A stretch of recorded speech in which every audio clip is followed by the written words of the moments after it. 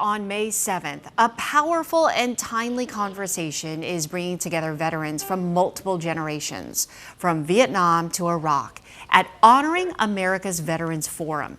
They'll be sharing their personal experiences of service, sacrifice, and what support really looks like after the uniform comes off. Joining us now is Brian Ishmael. He's an Army veteran of Operation Iraqi Freedom. Thanks so much for being here. Thank you for having me. And of course, thank you for your service. Thank you. We appreciate it, and to your family as well. Yes, very important. You know, that's the thing. It's like, I feel like, of course, we are so proud and thankful for our servicemen, but a lot of times, you know, their families, that's just as much of a sacrifice. You couldn't be more true in that. I mean, we were talking the other, my wife and I, we have 4 small kids. Aww. And she asked me, hey, like, you know, we had the conversation, what was it like in the military and those types of things, and sacrifice came up, of course.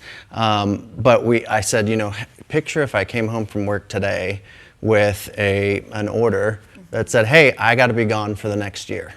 Oh. You know, and just what that would do to the family, and how you would have to reorganize everything and make sure. Not to mention the worry about your safety. Yeah. You know what I mean? With that staff like that on in and top. of itself is such I can't even imagine, you know?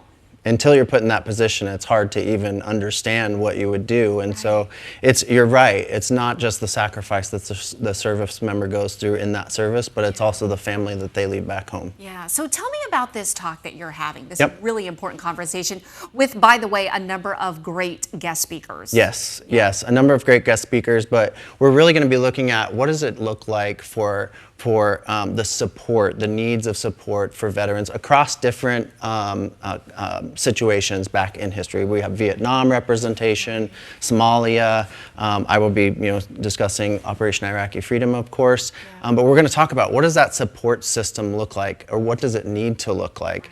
I think oftentimes, when we talk about this topic, we often go straight to, PTSD support, TBI, which, don't get me wrong, need to be prioritized, need to be addressed 100%. But then we start thinking about, other members who get out of the military. I think I saw a stat that was like 85-something%, who maybe don't have those challenges, come home, they assimilate back into civilian life. And how are we supporting them? They, like we talked about, they made those sacrifices, their family made those sacrifices. How are we making sure that they have the support and the honor and the recognition that they deserve for their service to the country? I gotta tell you, just for a moment, a personal anecdote. Last year, when it was the 50th anniversary of the fall of Saigon, I talked to 2 Vietnam veterans, one of whom, Stephen Hardy, we are still friends to this day.